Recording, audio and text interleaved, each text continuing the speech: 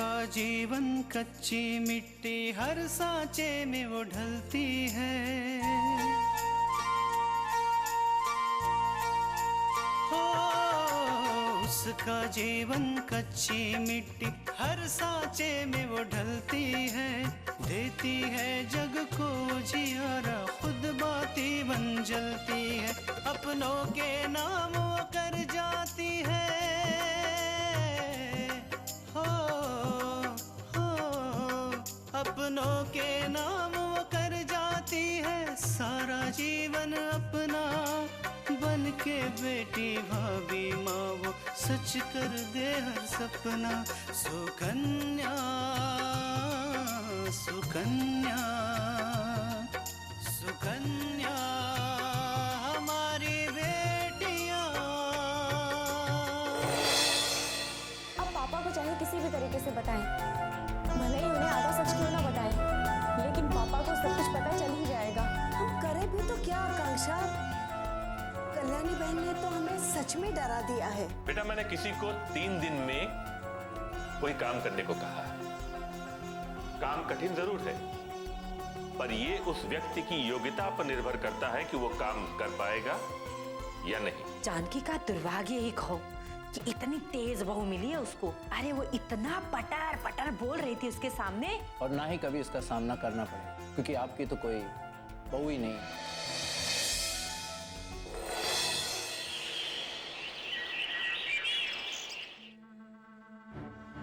तो तू समझ गई ना कि क्या करना है?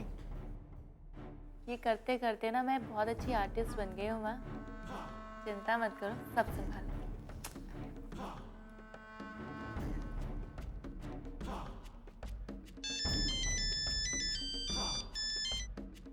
हेलो हेलो भैया, भैया आपके पास डॉक्टर निगम का नंबर है क्या? क्यों पूजा, क्या बात है? वो दरअसल माँ की तबीयत कुछ खराब हो गई है। उनके सिर में अचानक से दर्द होने लगा भैया। मैंने सोचा कि डॉक्टर निगम को कॉल करके घर पे ही बुला लेती हूँ, पर मेरे पास नंबर ही नहीं था उनका। तो मैंने सोचा कि क्यों ना आपको कॉल करूँ, शायद आपके पास उनका नंबर हो। हाँ नंबर है, मैं तुम्हें मैसेज करता हूँ वो नंबर। एक काम करो, तुम डॉक्टर को बुला लो, मैं तब तक घर पहुँचता हूँ। ठीक है? ओके भैया, ठीक है। ओके। माँ कैसी लगी मेरी एक्टिंग? बहुत अच्छी, पर बात तो तब बनेगी जब अपूर्व के सामने वैसे ही होगा जैसे हमने सोचा है।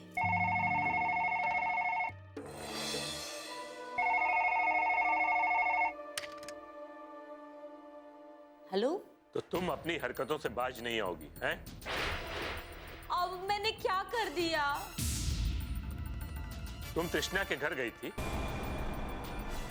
उसके परिवार वालों को धमकाने की वो तृष्णा से पेपर साइन करवा दे। क्यों तुम तृष्णा और अपूर्वा की जिंदगी बर्बाद करना चाह रही हो? क्यों तुम तृष्णा को इतना परेशान कर रही हो?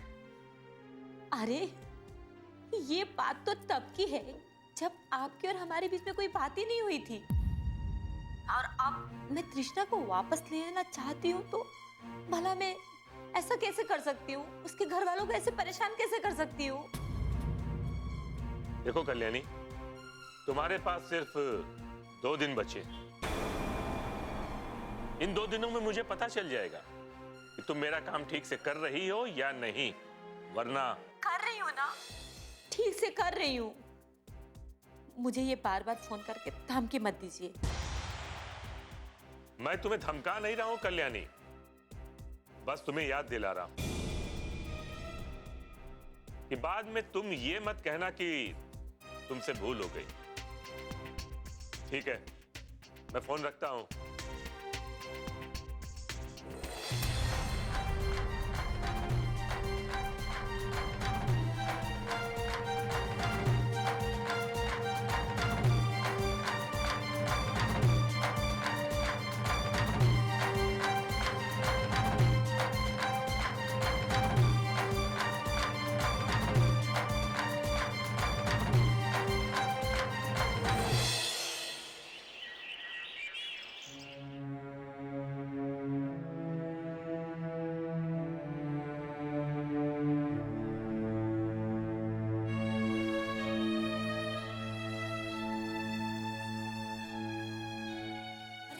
अच्छा हुआ आकांक्षा तुम गई नहीं, वरना न जाने क्या हो जाता। क्या बात है माँ, आप इतनी जल्दी में कहाँ से आ रही हो? बेटा मैं भावेश भाई साहब से मिलने गई थी। दीदी ठीक तो है ना? हाँ, तृष्णा ठीक है। मैं उन्हें कल्याणी बहन के बारे में बताने गई थी और मैंने उन्हें यह भी बताया कि तू पुलिस में रिपोर्ट करवाने जा रही है। तो क्या कहा उन्होंने? वो हमारे साथ तो है ना माँ? वो तो हमारे साथ है ही, लेकिन जब मैंने उन्हें बताया कि तुम रिपोर्ट करवाने जा रही हो तो उन्होंने मुझे कहा कि मैं तुम्हें रोक दूं, सिर्फ 3 दिन के लिए। 3 दिनों में वो सब कुछ ठीक करने की कोशिश करेंगे। 3 दिनों के लिए? मगर माँ 3 दिन ही क्यों? ये तो मैंने नहीं पूछा, लेकिन बेटा उनके चेहरे पर एक विश्वास था, एक चमक थी। इससे मुझे लगा कि वो सही कह रहे हैं, हमें रुकना चाहिए। माँ, मैं भावेश अंकल की इज्जत करती हूँ, उनका सम्मान करती हूँ, लेकिन जरा आप सोचिए, जब वो उस घर में थे तो दीदी के लिए कुछ नहीं कर पाए, और आज जब वो घर से बाहर हैं तो वो दीदी के लिए क्या कर सकते हैं? तुम ठीक कह रही हो आकांक्षा, लेकिन अब उनकी बात को टाला भी तो नहीं जा सकता है ना, वरना उनको लगेगा कि वो तृष्णा के लिए क्या कुछ नहीं कर रहे हैं और हम हैं कि उन्हें समझ ही नहीं पा रहे हैं। माँ, आपने भी मुझे किस दोराहे पे फंसा दिया है। एक तरफ अंकल जी का विश्वास है और दूसरी तरफ मेरा निर्णय है। मुझे कुछ भी समझ में नहीं आ रहा है कि मैं क्या करूं। इतने दिन रुके हैं आकांक्षा, तो 3 दिन और सही। कम से कम रिपोर्ट करने के बाद हमें ये तो नहीं लगेगा ना कि हमने सब कुछ करवा के देख लिया था, उसके बाद हमने रिपोर्ट करवाई है। ठीक है माँ, सिर्फ 3 दिन, उससे 1 घंटा भी ज्यादा नहीं। सुकन्या हमारी बेटियां,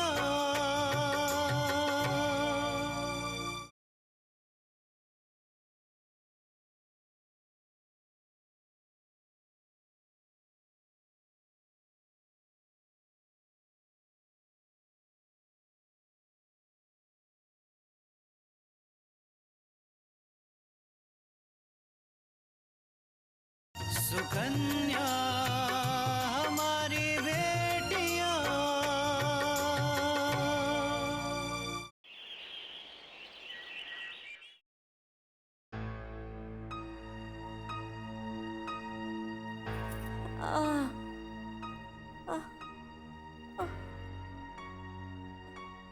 पूजा, बहुत दर्द हो रहा है पूजा। लग रहा है सर दर्द के बारे में मर जाऊंगी। नहीं माँ, ऐसा मत बोलो, डॉक्टर साहब बस आते होंगे। पूजा, याद है जब तृष्णा घर में थी उस वक्त भी मेरे सर में दर्द हुआ था। उसने इतने अच्छे से सर दबाया था कि मेरे सर का दर्द सब गायब हो गया था। दवाई की जरूरत भी नहीं पड़ी थी। हाँ माँ, लेकिन अब तो कृष्णा भाभी भी इस घर में नहीं है और भैया की इजाजत के बिना हम उन्हें ला भी नहीं सकते। बहुत गलत किया अपूर्वा ने, उसे घर से जो निकाल दिया। मैंने उसे लाख मना किया था, पर अपने गुस्से के आगे मेरी उसने एक नहीं सुनी। वैसे माँ, अगर उस दिन भाभी ने घर पे पैसे भिजवाए भी थे तो कुछ गलत नहीं किया था। आप ही बताइए ना, अगर उनकी जगह मैं होती और आपकी तबीयत खराब हो गई होती और आपके पास पैसे भी नहीं होते तो आपके इलाज के लिए मैं कुछ भी करती माँ। चोरी करती, भीख मांगती, कुछ भी करती, लेकिन आपको पैसे जरूर भिजवाती। सही कह रही है पूजा। शायद अपूर्व तृष्णा की भावनाओं को नहीं समझ पाया, उसकी मजबूरी को वो नहीं समझ पाया।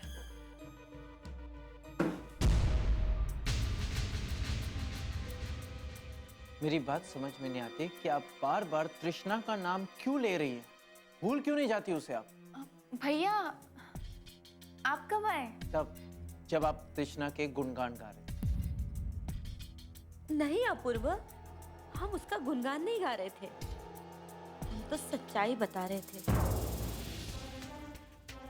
उस दिन जब पड़ोस की बहू मैंने देखा, उसके बाद मुझे तृष्णा की अहमियत पता चली। बस माँ, अब मैं उसके बारे में एक शब्द भी और नहीं सुनना। लेकिन ये मैं जरूर कहना चाहती हूँ कि एक बार तुम्हें और उसे मौका देना चाहिए। तुम शांति मन से, ठंडे दिमाग से एक बार ही सोच लो। माँ, आपकी तबीयत खराब है ना? आह, आह, वो तो हो रहा है बेटा, पर ये बात भी तो जरूरी है ना। नहीं, ये बात जरूरी नहीं है माँ। और एक पल और मैं यहाँ बैठा रहा ना तो मेरे सर में भी दर्द हो जाए। पूजा, डॉक्टर साहब जब माँ को देख ले तो उनके जाने से पहले एक बार मेरी उनसे बात करवा देना, ठीक है? मैं चलता हूँ।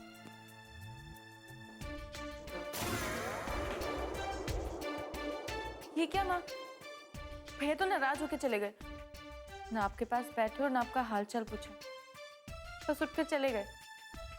उस मनहूस तृष्णा की जो तरफदारी हो रही थी पूजा, ये तो होना ही था। खैर, पहले ये काम हो जाए, फिर उस तृष्णा की बच्ची को तो ऐसा नाच नचाऊंगी, ऐसा नाच नचाऊंगी कि 7 जन्मों तक इस घर में वापस आने के लिए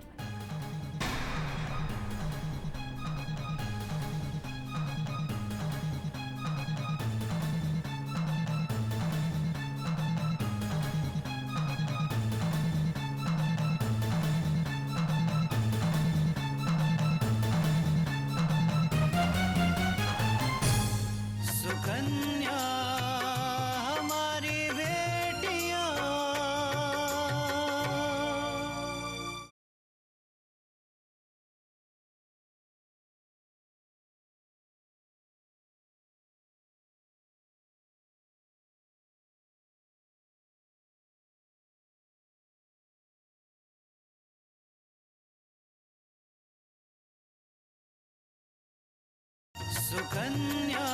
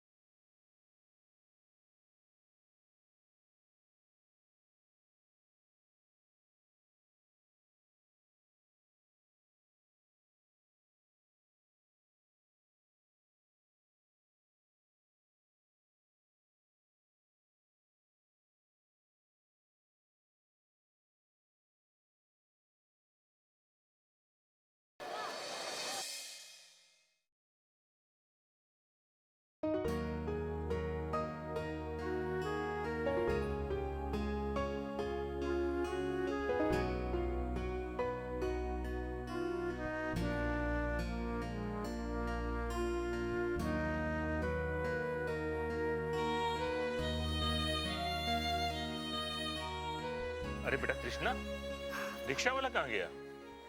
वो बाबूजी, मंदिर का सामान लेते समय रिक्शे के पैसे खत्म हो गए थे, तो इसलिए हम बस से चले आए। बस से? लेकिन बस तो वहाँ चौराहे पर उतारती है ना? जी हाँ, वहाँ से हम पैदल ही चले आए। ये क्या कृष्णा? अरे बस में चढ़ने से पहले कम से कम फोन कर दिया होता तो मैं किसी को चौराहे पर भेज देता सामान ले आने के लिए।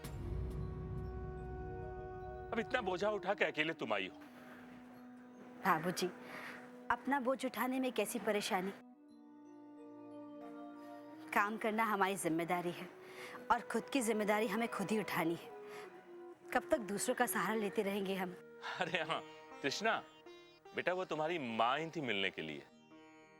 क्या माँ मिलने आई थी? कैसी है वो और क्या कह रही थी? हाँ बेटा, सब लोग ठीक हैं और वो लोग भी तुमको बहुत याद कर रहे हैं। और हमें भी उन लोगों की बहुत याद आ रही है। अच्छा, और माँ क्या कह रही थी? अगर मैंने इसे ये बता दिया कि आकांक्षा महिला आयोग या पुलिस स्टेशन जाने की बात कर रही है तो ये परेशान हो जाएगी। मुझे इससे ये बात छिपानी ही होगी। बाबूजी, माँ और क्या कह रही थी? कुछ नहीं बेटा, बस यही हाल चाल लेने आई थी। तुम थी नहीं इसलिए जल्दी चली गई। ओह, अच्छा बाबूजी, हम काका जी से मिलकर आते हैं। उन्हें बता देते हैं कि मंदिर का सारा सामान ले आए हैं। अच्छा बेटा।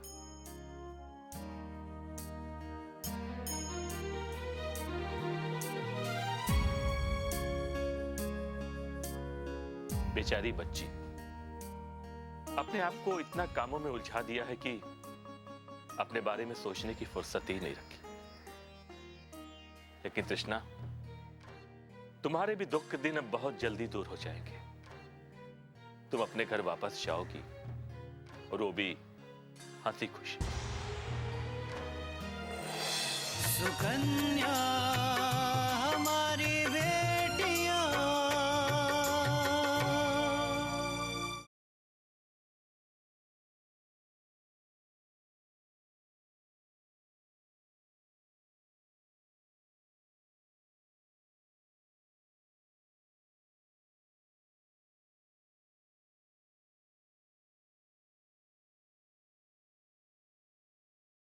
सुकन्या हमारी बेटियां।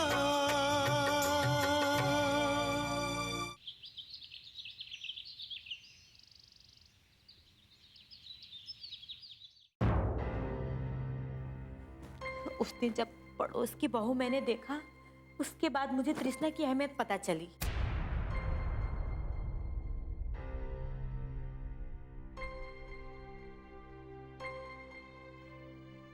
लेकिन ये मैं जरूर कहना चाहती हूँ कि एक बार तुम्हें और उसे मौका देना चाहिए।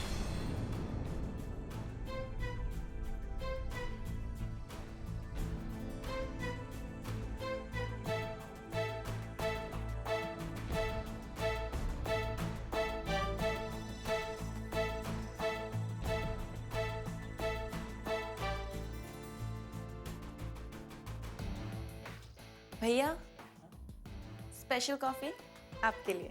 थैंक्स। भैया, आप कुछ सोच रहे हैं? नहीं तो कुछ नहीं। मैं जानती हूँ आप कुछ सोच रहे हैं, लेकिन आप बताना नहीं चाहते। भैया, मुझे आपसे एक बात करनी है। कौन?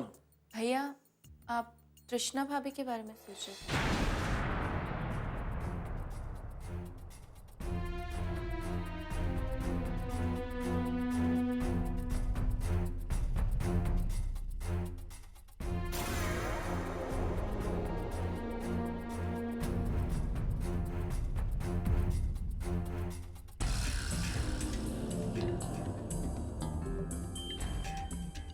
भैया, मैं जानती हूँ पिछले कुछ दिनों से घर में जो कुछ भी हो रहा है ना, उससे सबसे ज्यादा तकलीफ आपको पहुंची। आप जिस उम्मीद से भाभी को इस घर में लेकर आए थे, आपकी वो उम्मीद पूरी नहीं हुई। भाभी ने कई बार आपका विश्वास तोड़ा, लेकिन भैया सच मानिए, भाभी अच्छी है। मुझे लगता है कि भाभी जो भी करती हैं उसके पीछे उनके घर वालों का दिमाग होता है। और तो और पिछले कुछ दिनों से घर में जो पैसों वाली बात हुई उसके पीछे भी उनके घर वालों का ही हाथ, और उसमें हमारी भोली भाली भाभी फंस गई। नहीं पूजा, मैं ये बात नहीं मानता। मैं उसके घर वालों को अच्छी तरह से जानता हूँ।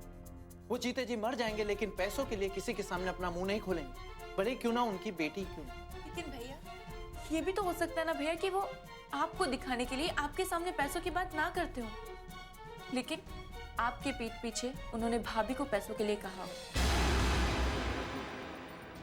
और ये बात तो मैं क्या, आप भी अच्छे से जानते हैं कि भाभी ही है जो इस वक्त उनकी मदद कर सकती है। मुझे एक बात समझ में नहीं आती कि जब से तृष्णा इस घर से गई है तुम और माँ सिर्फ उसकी बातें क्यों कर रही हो? उसे एक बुरा सपना समझ के भूल क्यों नहीं जाते आप लोग? भैया दरअसल बात यह है कि जब से भाभी इस घर से गई है माँ का मन कुछ खराब सा रहता है।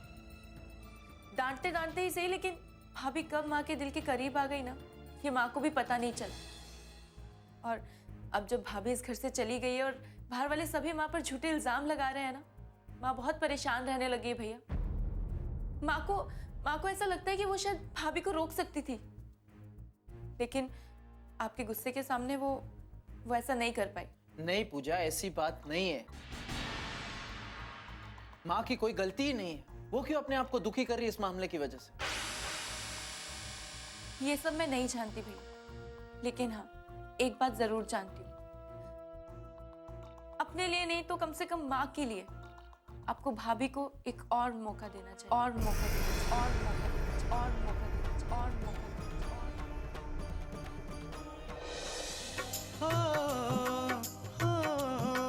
अपनों के नाम वो कर जाती है सारा जीवन अपना, बन के बेटी भाभी माँ वो सच कर दे हर सपना। सुकन्या सुकन्या